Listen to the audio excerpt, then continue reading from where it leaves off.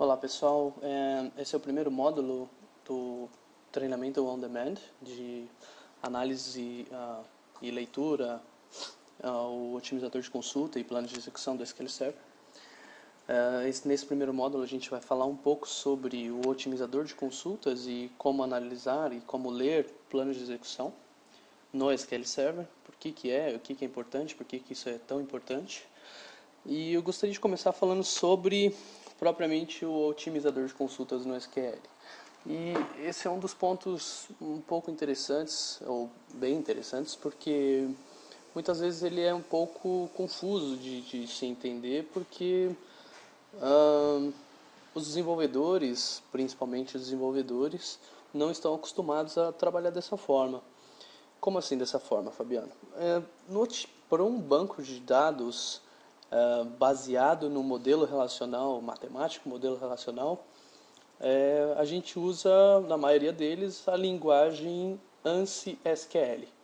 Então a gente usa lá o Structured Query Language, que é o SQL.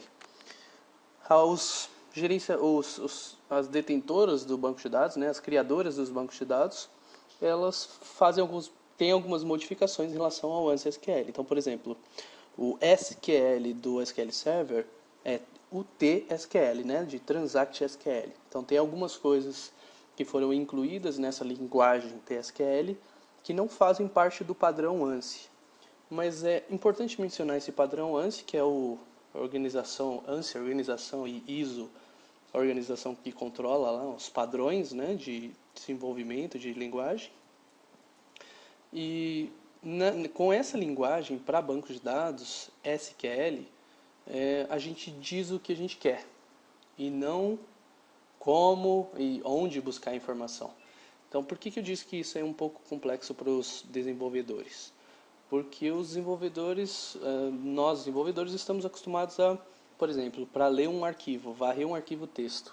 Você abre o arquivo texto, você lê a primeira linha, você lê a próxima linha e você executa cada comando desses. No banco de dados eu não faço isso. Quando eu vou programar para banco de dados, eu preciso ler uma tabela, eu simplesmente digo, leia uma tabela. Select asterisco from tabela. E qual que é o papel do otimizador de consultas? É descobrir qual é a melhor forma para buscar essa informação. Então eu não falo para o SQL Server como que ele vai ler a informação. Eu só falo o que eu quero. E aí ele se vira para poder ler essa informação da melhor forma possível.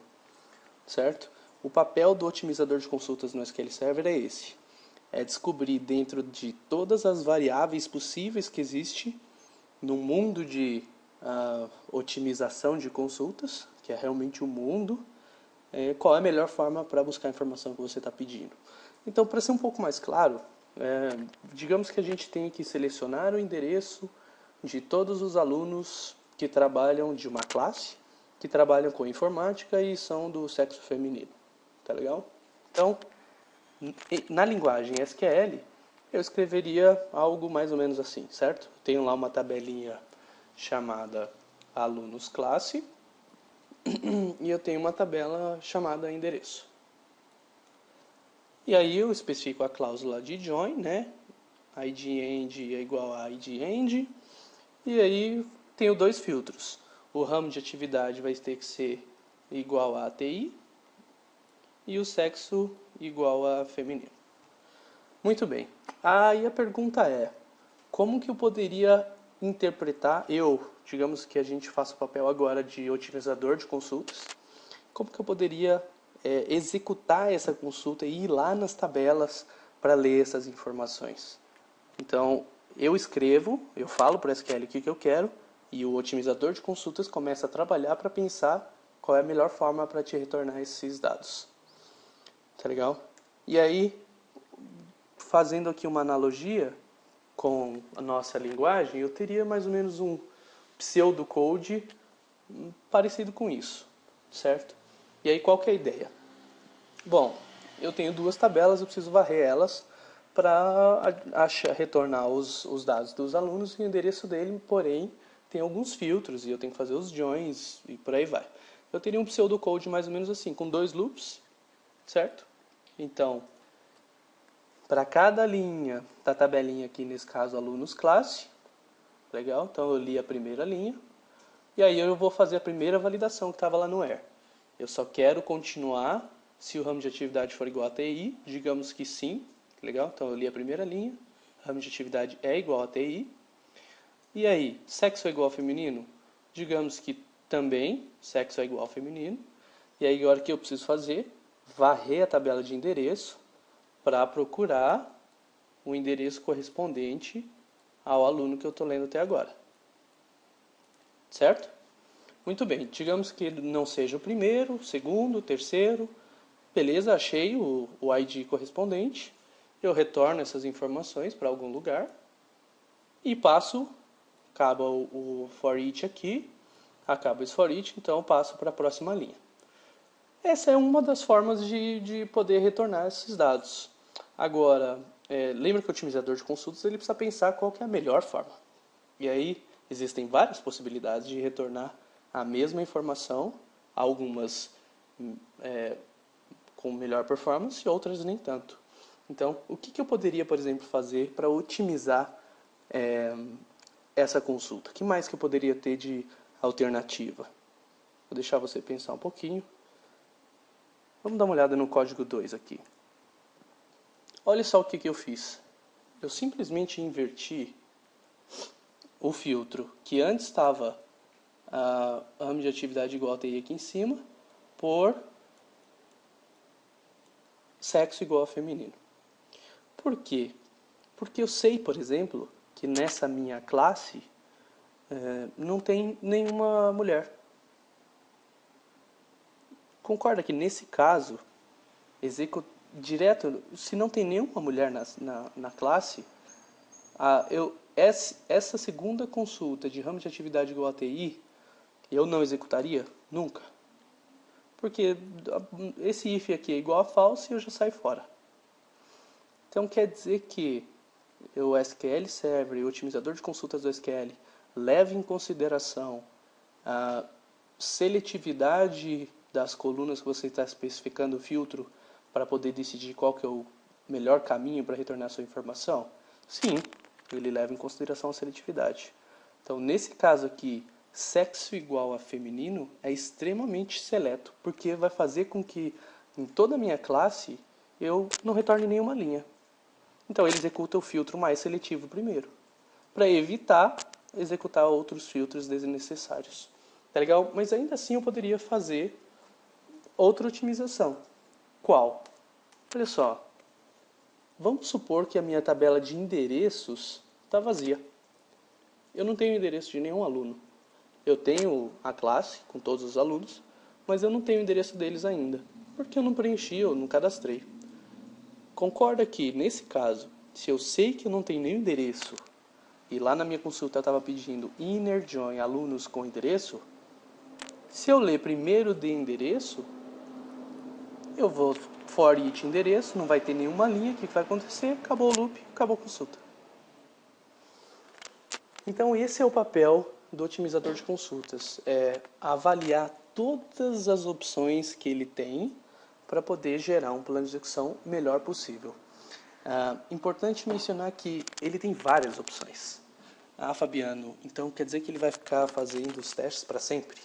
Então ele vai ficar tentando lá todas as possibilidades. Imagine um select com 8 joins. Acesso primeiro a tabela tal, depois a outra tabela, ou executo o join com qual algoritmo? Com merge join, com hash join, com loop join. Que mais? Tem alguma view indexada? Ou está indexada essa tabela? Não está? Tem algum código redundante que eu preciso remover? Tem alguma contradição? Um filtro, por exemplo, 1 igual a 0, que eu tenho que ignorar, esse tipo de coisa. Então, o otimizador de consulta precisa pensar em muita coisa. Tá legal? Chega uma hora que ele simplesmente para. Tá? Então, o otimizador de consulta não vai testar todas as possibilidades para a criação do plano de execução para a sua consulta. Ele vai testar e vai chegar uma hora que ele vai dar um timeout interno lá que é setado e ele vai devolver o plano que ele considera bom o suficiente ou um plano que ele chegou no momento do timeout. Tá legal? A gente vai ver mais alguns exemplos em relação a isso mais pra frente. Eu gosto de usar um exemplo utilizando esse mapinha. Para quem não conhece, esse é o mapa do metrô de Londres. E, cara, para quem mora em São Paulo, ou no Rio, ou alguma cidade que tenha metrô, vocês há de concordar comigo que é muito diferente, né? Eu gosto de usar essa analogia porque isso aconteceu de verdade comigo. E a analogia é a seguinte: eu estava lá para fazer um treinamento e eu estava lá com um rapaz que trabalhava comigo e a gente ficava brincando. A gente precisava de uma estação X para a estação Y. Então faz de conta que precisava ir aqui da estação Westminster e tinha que ir para a estação, sei lá, essa outra estação aqui. Então eu tinha que ir daqui para cá. Aí a pergunta que a gente fazia um pro outro de manhã era: qual que é o plano de execução que a gente vai usar hoje? Porque assim, existem várias possibilidades, certo? Então eu posso pegar o metrô aqui na Westminster mesmo, depois vir para cá, depois ir reto até aqui, depois vir para cá e depois, sei lá, eu já me perdi aqui, né? Depois teria que voltar para cá e aí tá vendo? Peguei um plano ruim. Por quê? Porque talvez fosse mais fácil eu vir mais uma aqui, eu pegar a linha azul e ir diretão na linha azul. E só fiz uma baldeação. O SQL Server faz isso. Então ele pensa qual que é a melhor forma para poder responder sua consulta. Qual que é a forma que ele vai escolher que vai retornar a sua consulta, que vai fazer com que você atinja o objetivo que você está precisando atingir na forma mais rápida possível. E existem muitas variáveis. Então é importante conhecer quais são essas variáveis para que você consiga, por exemplo, ao bater o olho num plano de execução, identificar que eu acho que essa não era a melhor opção, não. Isso não é tão simples de conseguir, mas acreditem, por menos que a gente goste de afirmar esse tipo de coisa, o otimizador de consulta do SQL erra por muitas vezes, tá? Não é sempre, mas quando você começa a analisar com detalhes o que ele está fazendo e entende detalhadamente o que ele está fazendo, você consegue visualizar outras alternativas que talvez fossem mais eficientes. E aí você começa a tentar influenciar a decisão dele com algumas dicas ou hints, né, forçando um determinado plano de execução e por aí vai. Mas é importante entender por que o plano está ruim para poder sugerir um plano melhor. Legal? Por isso que é importante entender o otimizador de consultas. Tá bom? Muito bem. O que o otimizador de consultas faz quando você executa ou envia uma consulta para o servidor? Uma série de passos são executados quando você escreve lá um select alguma coisa from alguma tabela, where alguma coisa. Quando você escreve um comando SQL e envia para o servidor, a primeira coisa que o SQL Server faz, que o otimizador de consultas faz, né, nesse caso, é validar se esse comando é um código válido, né? Ele vai fazer o que a gente chama que é a fase de parse. Vai descobrir, por exemplo, se você não digitou select ou from antes ou where antes do from, ou from antes do select, se a sintaxe do seu comando é válida, né? Se você digitou select mesmo, não esqueceu um T, por exemplo, ou se você fez igual a muitos, digitou select 8 ao invés de select asterisco, certo? Quem nunca fez isso? Depois que o SQL faz isso, ele faz essa validação se o código é válido ou não, ele gera uma query tree. E a gente já vai ver o que é essa query tree. Essa query tree é uma representação gráfica do comando que vai ser executado. Tá? Ela ainda não foi otimizada, é apenas uma representação gráfica do que você está pedindo. Né? Por aí daí o Optimize, na fase de Optimize, o SQL trabalhar com o que você está pedindo para saber qual a melhor forma, tá legal? Depois que eu gero uma query tree, a segunda fase vai ser o papel do que a gente chama de algebraizer, que era conhecido, ou binding, ou normalizer. É bem complexo, né? Quando eu fui estudar sobre isso a primeira vez, eu fiquei super confuso em relação a esses termos, algebraizer, normalizer ou binding. Na verdade, isso foi mudando um pouco de versão. No SQL 2000 era binding, depois mudou para normalizer. Algumas pessoas usam algebraizer, outras ainda usam binding. Então, infelizmente é meio confuso mesmo, tá? Quando vocês forem lerem, talvez algumas literaturas vão ler algebraizer, outras binding, por aí vai. Mas o que é importante? O importante é que é nessa fase que o SQL Server vai, por exemplo, expandir os objetos. Como assim expandir os objetos? Se você estiver fazendo o select em uma view, por exemplo, nessa hora o SQL vai acessar os objetos que você referenciou dentro da view. Ah, Fabiano, quer dizer que a view não guarda dados? Não tem nada na view. A view é apenas uma definição de um comando. Então o SQL, na verdade, acessa os objetos da view e não a view. Nessa fase de algebraizer que ele vai expandir para saber quais são esses objetos. Quando você digita um asterisco, por exemplo, é nessa fase que o SQL vai lá e vai ler as colunas, né? Vai identificar quais são as colunas dessa tabela ou dessas tabelas que você está lendo. Legal? Nessa fase também é importante, ele vai identificar se você tem acesso a esse objeto. Então ele vai carregar um metadata desses objetos, quer dizer, ele vai tentar carregar, né? Se ele não conseguir, significa que você não tem acesso ou que o objeto não existe. Mas é nessa fase que ele vai fazer essa validação de segurança também, né? Se você tem acesso ao objeto que você está tentando ler ou não. Muito bem. E aí, por fim, o algebraizer gera um query processor tree, que já é um binário, né? E envia essa árvore para uma fase de optimize. E aí o optimize faz a mágica, que é de otimizar a consulta e tentar identificar qual que é a melhor forma para poder executar a sua consulta. Por fim, gera um query plan, que é o plano de execução que a gente conhece e que a gente vai ver daqui a pouco.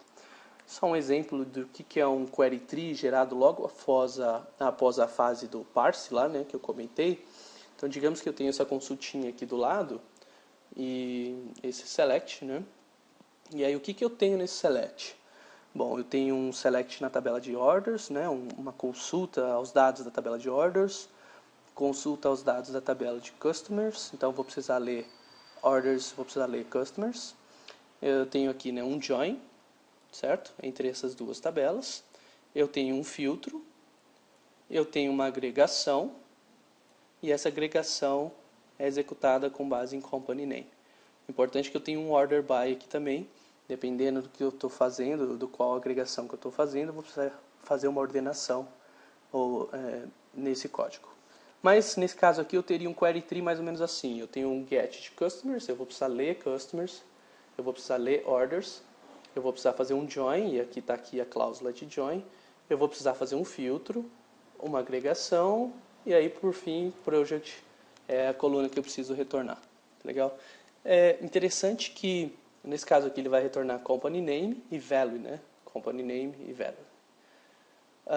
Interessante que aqui, reparem que eu ainda não decidi se eu vou, por exemplo, fazer o filtro de order date aqui em orders, antes de fazer o join ou depois de fazer o join. Entendeu? Então primeiro eu leio tudo, faço o join e depois aplico o filtro? Não, provavelmente não. Provavelmente vai ter um métodozinho lá na otimização da consulta, que chama predicate pushdown, que ele vai jogar esse predicate, ou seja, esse filtro, para baixo, ou seja, para a leitura da tabela de orders, para eu evitar ter que fazer o join com todo mundo, sendo que eu não estou precisando ler todo mundo. Tá? A agregação vai ser... Então, assim, eu só gerei um query tree por enquanto. O optimize que vai decidir quem que vai ser acessado na frente de quem. Legal? Aqui, dentro da fase de otimização, que é a fase mais pesada, né, existe uma série de subfases e algumas tarefas que o SQL Server tem que executar.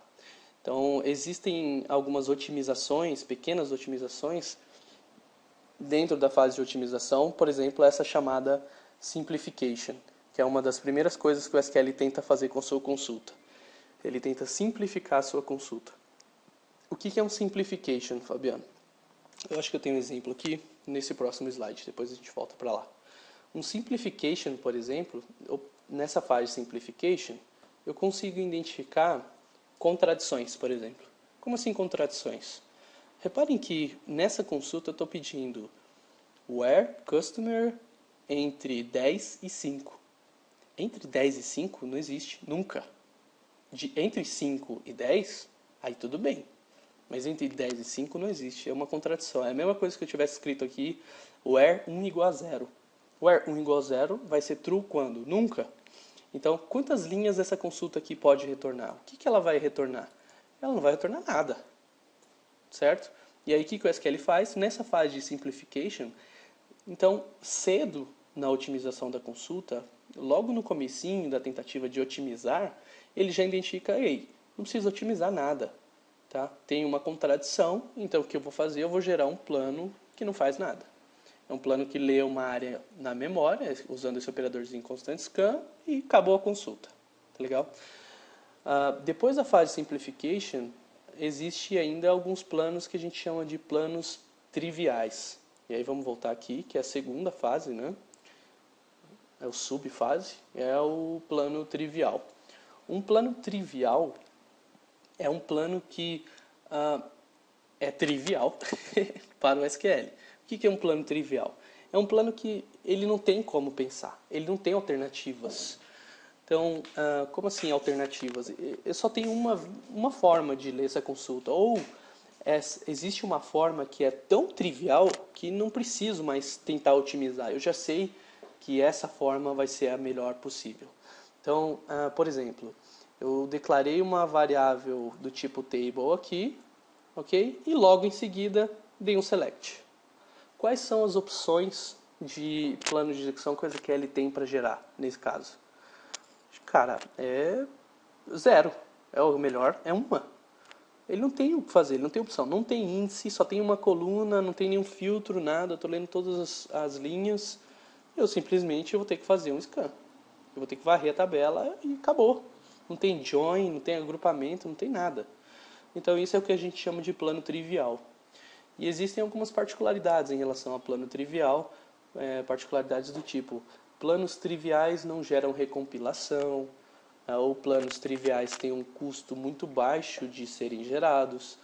Então a gente vai analisar com mais detalhes futuramente num treinamento on demand de internals, quais são essas particularidades em relação a planos triviais. Legal? Próxima fase, então, é a fase que a gente chama de auto-create e auto-update statistics. E aí, o que o otimizador vai fazer nessa fase? Lembra que tem algumas propriedades, eu tenho 3 na verdade, né? Tem algumas propriedades lá no banco de dados, tem uma chamada auto-create statistics, outra chamada auto-update statistics e outra chamada auto-update statistics async. É nessa fase ou nessa subfase que o SQL vai analisar se isso está ligado ou não.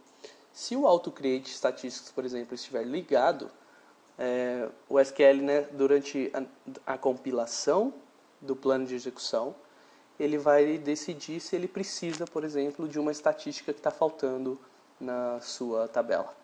E aí ele vai criar a estatística na coluna que ele achando que ele precisa e após criar a estatística, vai utilizá-la para poder fazer as estimativas de quantas linhas vão ser retornadas e por aí vai. Então, é importante entender o quê? É que se essas propriedades estiverem ligadas, e a recomendação é deixem ligadas, durante a fase de compilação da consulta, o SQL Server pode atualizar uma estatística que ele acha que está desatualizada ou criar uma estatística nova. Tá legal? É importante entender isso. E aí, depois que ele fez isso, a gente começa uma fase que a gente chama de exploração. Então, é a fase mais pesada na criação do plano de execução, que ele executa uma série de subfases aqui de novo, né? E conhecidas como, infelizmente, é esse nome mesmo, né? Ele Search 0, Search 1, Search 2. Porque infelizmente poderia ser fase 1 ou fase 2 e 3, né? Não começar do zero, que é confuso. Mas, anyway, é assim que funciona. E aí, dentro de cada uma dessas subfases, o SQL Server vai começar a executar uma série de tentativas de otimizações na sua consulta. Dependendo da complexidade da sua consulta, talvez ele estresse ao máximo possível a tentativa de otimizações e chegue até lá no Search 2, ou direto no Search 0, por exemplo, ele faça uma otimização e identifica que, opa, já consegui chegar num plano de execução que a gente chama bom o suficiente. E aí ele para a otimização e te devolve esse plano. Isso significa que esse plano que ele achou na fase Search 0 era o melhor possível no universo de planos? Não. Significa que era bom o suficiente. Se ele tivesse tentado estressar mais, talvez ele tivesse chegado num plano melhor? Talvez. Tá? Então dá para a gente visualizar lá no plano de execução que a razão por ter terminado cedo a otimização foi plano bom o suficiente encontrado. Tá legal? Dá para ver isso no plano de execução lá em modo gráfico. Tá bom? Por fim, depois que ele passa a fase de exploration, eu gero um plano de execução executável. Tá legal? Que isso é enviado depois para o query processor que vai executar esse cara. Muito bem. A gente já viu o simplification. Aqui só umas observações em relação às fases, né, de otimização. Então a fase 0 lá, que é o Search 0, ele executa, por exemplo, para quando você tem pelo menos 4 tabelas. Se você tiver mais de 4 tabelas num join, por exemplo, ele executa outras fases. Tá? Então se sua tabela tiver um select em 2 tabelas, um select mais um join, provavelmente ele vai executar as operações da fase 0. Tá legal? Vai tentar reordenar as colunas, as tabelas para fazer o join, por aí vai. Tá legal? A fase final, que é importante, já considera tudo, considera paralelismo, considera views indexadas, e ele vai tentar todas as abordagens que ele conhece, que ele ainda não tentou nas outras fases, né, para poder gerar um plano de execução mais otimizado possível para você. Nessa DMV, a SysDM Exec Query Optimizer Info, dá para identificar até que fase uma determinada consulta foi na geração do plano de execução. Tá legal? Tem alguns trace flags que retornam isso também, mas dá para ler nessa DMV até que fase que a sua consulta foi explorada, né, na criação do plano de execução. Na verdade, essa DMV ela mostra essas informações a nível de instância, né, e não a nível de consulta, mas se você estiver no ambiente de teste, você consegue isolar a sua consulta e identificar até onde que foi. Então, vamos ver como visualizar na prática um plano de execução lá no SQL Server, né? Vocês provavelmente já devem ter feito isso, talvez não entendam muito bem como interpretar, mas aqui vão algumas dicas, tá legal? Digamos que eu tenho essa consulta que está aqui do lado esquerdo, a primeira coisa que eu tenho que fazer é clicar nesse botãozinho Display Estimate Execution Plan, ou você pode pressionar o Ctrl L, que é a tecla de atalho para a execução desse botão. E aí a gente vai ter um plano de execução que a gente chama de plano de execução estimado. Tá? E aí esse plano de execução é composto por alguns operadores, que são esses íconezinhos que a gente vê no plano de execução. Tá legal? Cada um desses operadores executa uma determinada tarefa. A ideia desse treinamento, pelo menos dessa parte 1, é que a gente explore 3 desses operadores, mas a gente vai falar bastante sobre eles, tá legal? Nos outros módulos. Como ler um plano de execução? Então eu tenho alguns operadores e você lê ele da direita para a esquerda e de cima para baixo. É um pouco meio confuso logo de quando você pega de início, mas depois vocês vão acostumando com esse tipo de leitura. Tem até o Grant Teaching, que ele fala que ele gosta de ler da esquerda para a direita, ao contrário, ele começa do operador select. Por que ele começa do operador select? Porque lá tem uma série de informações importantes nessas propriedades aqui, que muitas vezes a gente ignora. Então o que ele faz? Clica com o botão do lado direito no operador Select, escolhe a opção Properties, e aí o SQL vai mostrar uma série de dicas e propriedades em relação ao plano todo, inclusive se o plano é um plano bom o suficiente, que eu acabei de comentar. Ou seja, o SQL não explorou todas as fases. Ele achou um plano bom o suficiente e te devolveu. Ou se ele explorou todas as fases e, por exemplo, deu timeout. Então é aqui nessas propriedades do operador select que você vai identificar essas informações. Alguns planos, cabe a dica aqui de usar no cantinho lá da tela, tem esse botãozinho de mais aqui, e aí ele mostra os planos de execução. Tá? Aqui alguns exemplos de operadores, né? Um operador nesse caso aqui de merge join e operador de scan do SQL. Tá legal? Como ler então o plano, né? Eu disse que você tem que ler da direita para a esquerda, então daqui da direita para a esquerda e de cima para baixo, né? Se a gente fosse executar esse plano de execução, ele faria mais ou menos assim. A primeira coisa que ele vai fazer é executar esse operador de scan, tá legal? Depois ele vai seguir essa linha que está desenhada aqui mesmo. Depois eu vou bater no operador de merge join e o merge join vai pedir se quer fazer join com quem. Eu quero fazer join com esse outro lado aqui. Esse outro lado aqui vai ter um sort. Você quer ordenar quem? Eu quero ordenar as linhas que vão ser retornadas desse scan. O que é que vai acontecer? Eu vou retornar todas as linhas para o sort. O sort vai fazer a ordenação que ele tem que fazer. E depois vai devolver para o merge join, que vai fazer o join e acabou o processo. E aí depois que o merge join terminar, o plano foi finalizado. Né? Ele vai retornar só as linhas para o select e está feito. Tá legal? Próximo. Existem alguns modos de visualização de um plano de execução. Então, alguns blogs ou livros mesmo, a galera acaba usando os modos, o modo texto, né, de um plano de execução. Então, isso aqui tudo, gente, ó, é um plano de execução. Tá legal? É confuso de ler em modo texto, mas existe a possibilidade, tá legal? Ele mostra uma série de informações aqui e tal. Eu acabo utilizando, tá, mais o modo gráfico, tá? Que é o que eu acho que vocês vão acabar usando mais também. Mas existem essas outras opções, então é importante que vocês conheçam.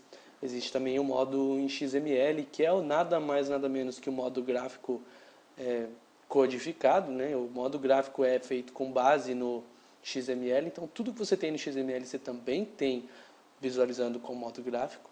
Então, mas tem gente que gosta de usar essas outras opções. Eu acabo usando mais e eu recomendo que vocês utilizem o modo gráfico, tá bom? É importante identificar que um plano de execução ele é gerado com base no que o SQL estimou que ele vai fazer. Como assim, Fabiano?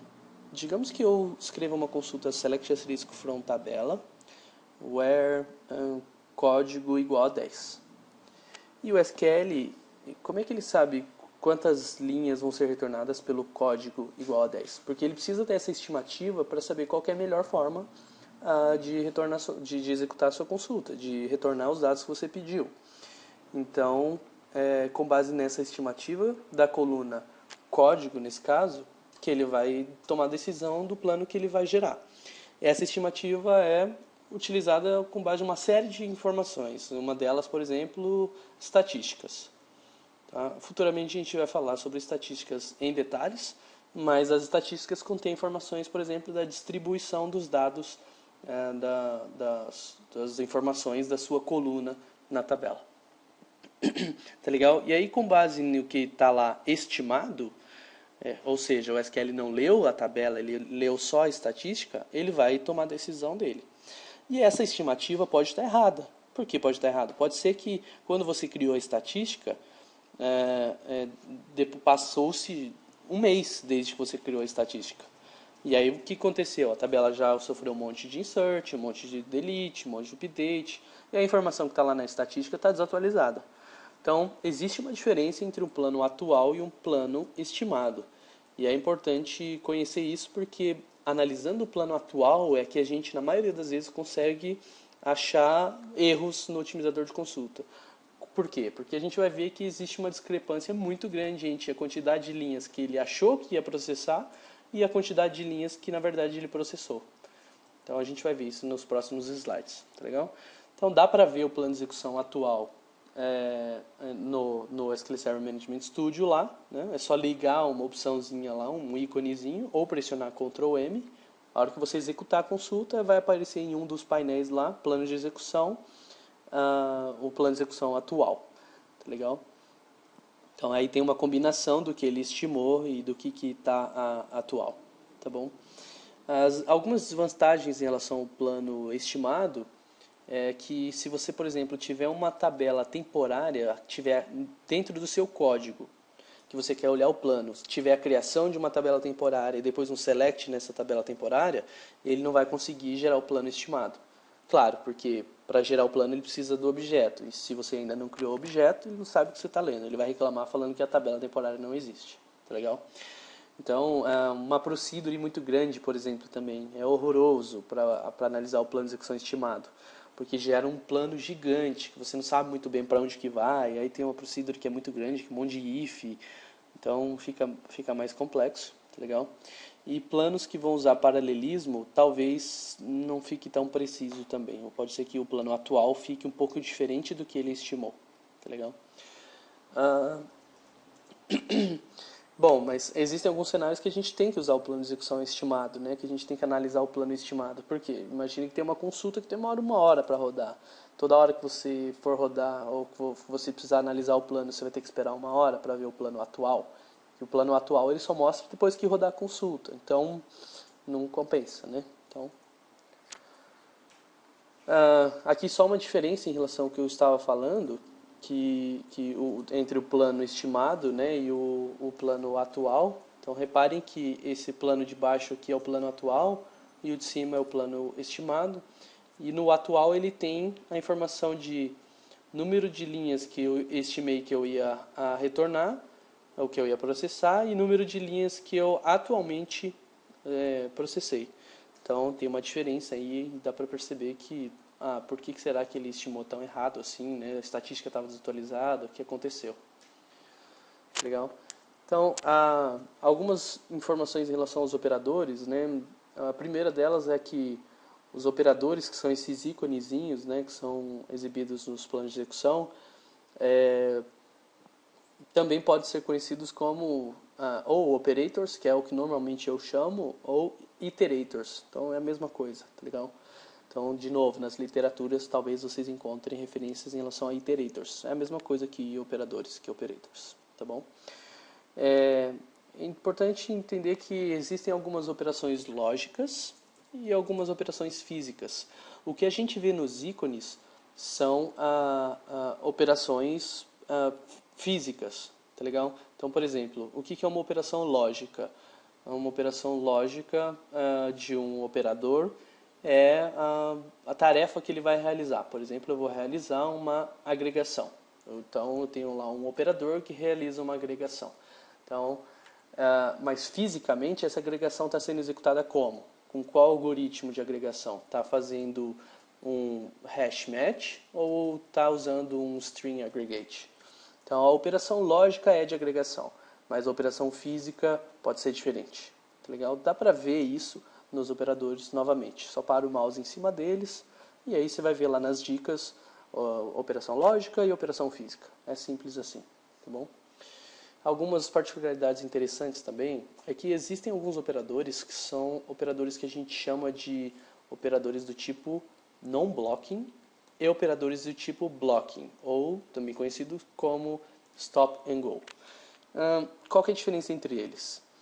A diferença é que operadores do tipo non-blocking, eles leem o que precisa ler, processa e já retorna a linha que ele leu e processou para o próximo operador. Lembra que o plano é lido lá da direita. Vamos criar um plano aqui super bonitão. Esse é o plano. Então ele vem daqui para cá, e daqui para cá, e daqui para cá, certo? Então esse aqui é um scan. Então eu vou ler uma linha e devolver para esse operador. Esse operador já vai processar essa linha e vai devolver para o próximo operador. Tá legal? Ou eu posso ter um operador do tipo blocking, por exemplo, que lê essa linha e ele fala, não, eu não consigo já devolver essa linha para o próximo operador.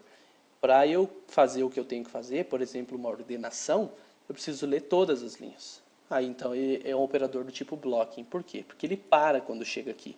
A execução do plano como um todo, quando chega em um dos operadores do tipo blocking, ela para. O que é importante com isso? É importante, por exemplo, identificar esses operadores do tipo, por exemplo, sort ou eager spool, na presença de algumas consultas que não faz muito sentido ter esses operadores. Por exemplo, digamos um select com uma cláusula where com exists. E uma subquery no exists. Tá? Quantas linhas eu preciso retornar dessa subquery no exists para saber se existe mesmo ou não? Uma. Se vier uma linha, já era. Eu já sei que existe, então é true a validação do where. Agora, digamos que dentro dessa subquery, para executar essa subquery, o SQL utiliza uma operação de um operador do tipo blocking. O que vai acontecer? O SQL vai processar todas as linhas, para depois, quando retornar uma linha, ele parar. Precisava ter processado todas as linhas? Não, uma já era o suficiente. Então, precisam ficar atentos em relação a esse tipo de coisa, tá bom?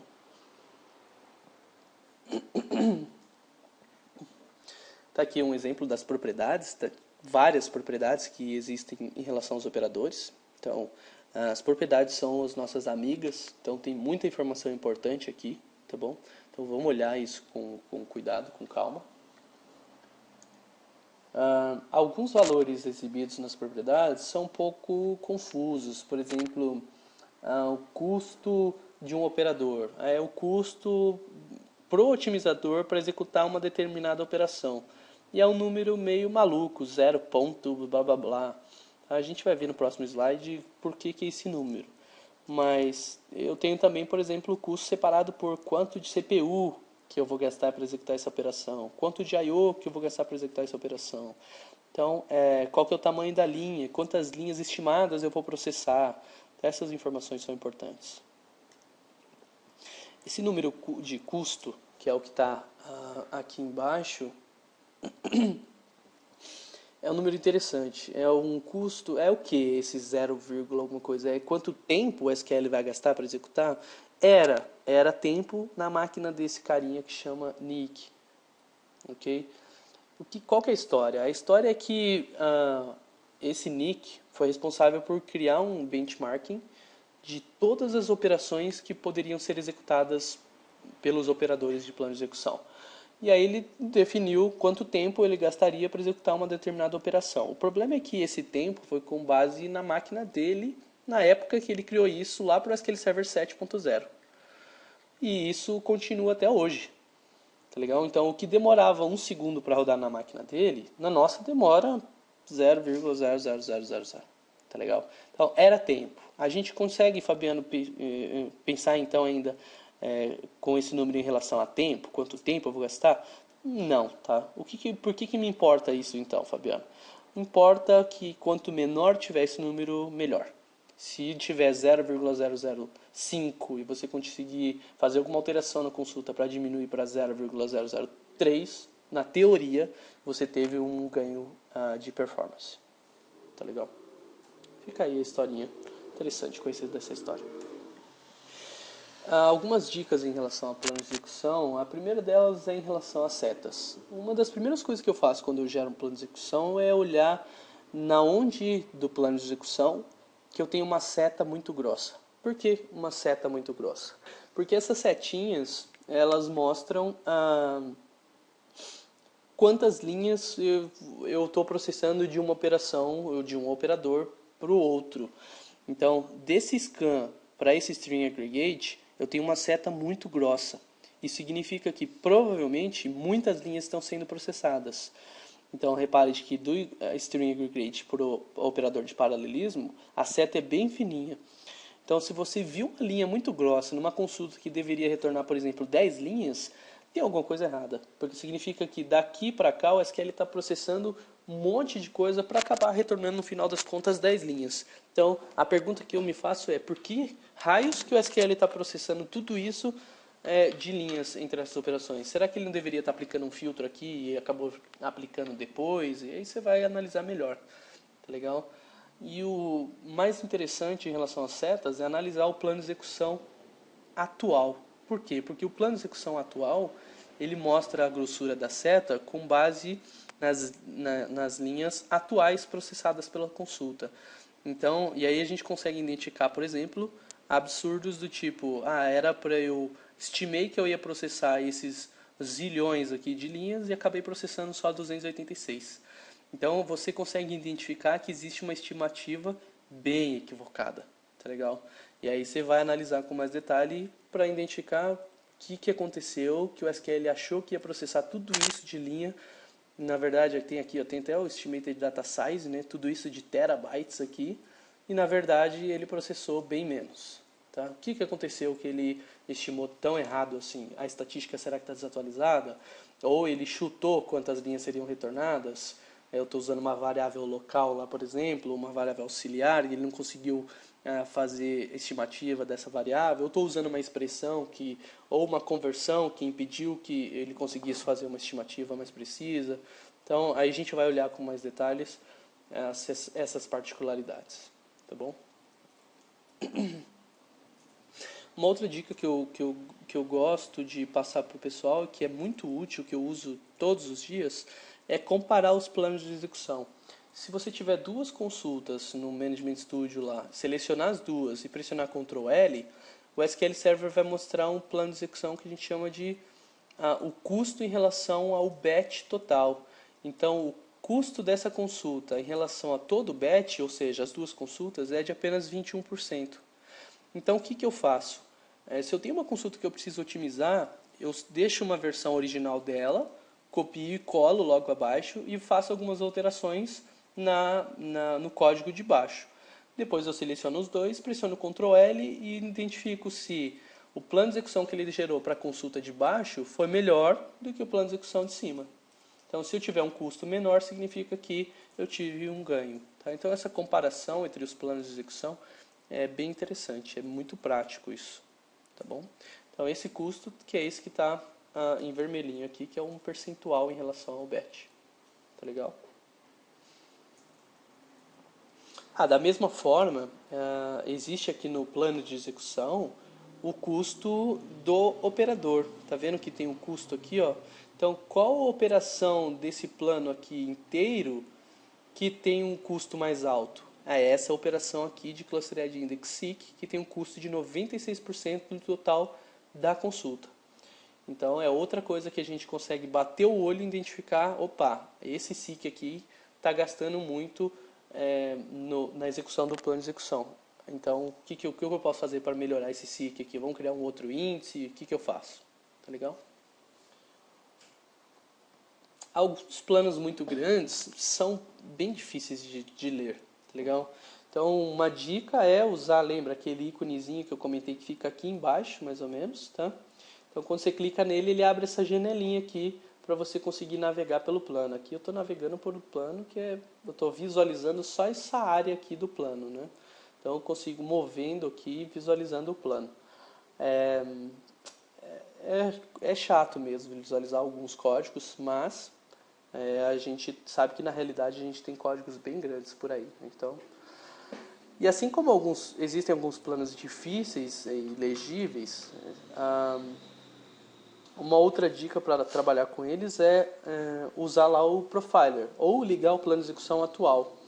Então, se tem, por exemplo, uma procedure muito grande que vai executar muita coisa, liga o plano de execução atual, roda a procedure e identifica no escopo da procedure todo qual que é o plano que tem o maior custo. E aí você sabe qual que é a consulta dentro da procedure que está com o maior custo. E aí é lá que você precisa otimizar. Então, digamos que tem um monte de código lá dentro, você já conseguiu, dessa forma, identificar qual que é o código que você precisava otimizar lá dentro, usando a opção do plano de execução atual. O problema disso é que o SQL Server Management Studio não aguenta gerar muitos planos de execução. Então, 200 no máximo, se passar disso, vai travar. Então, trava o Management Studio, você vai ter que finalizar o processo. Então, cuidado em relação a isso. Se na sua procedure tiver um loop lá, por exemplo, que passa em 1000 vezes no loop, vai travar o SQL Server Management Studio, mas com certeza. Tá? Então, cuidado em relação a isso. Se você mesmo assim precisa visualizar os planos, uma alternativa é usar lá o Profiler. Tá? E aí, lá no Profiler tem um evento para mostrar o plano de execução atual e ele mostra em modo gráfico igualzinho ou em modo texto, dependendo do evento que você selecionou. Tá bom? Alguns planos são ilegíveis, tá legal? Impossível de ler um plano desse tipo. Reparem nesse plano, a contribuição aqui do Zavascki. Na época que ele mandou isso, ele era MVP, hoje ele trabalha na Microsoft. Então, assim, esse é um plano muito tenso, tá? Se um dia vocês pegarem esse tipo de coisa para poder otimizar, eu tenho uma dica para vocês. Chorem, porque vai ser um trabalho árduo, né? Eu não consigo acreditar que um ser humano escreveu uma consulta dessa. Tá legal? Tá vendo? Ó, tem um operadorzinho de concatenation aqui, por exemplo, provavelmente tem union all, e isso aqui é um table scan. Então ele está fazendo scan numa tabela temporária várias vezes e unindo todo o resultado e devolvendo para alguma coisa. Deve ser máquina que gerou esse código, porque um ser humano não pode ser. Eu não quero acreditar que uma pessoa de carne e osso tenha escrito um negócio tão bonitão assim. Tá bom? Muito bem, chegamos ao fim então. Se vocês tiverem alguma dúvida, novamente, a melhor forma para nos contactar é utilizando o site da Sr. Nimbus, tá legal? Vamos para o próximo módulo.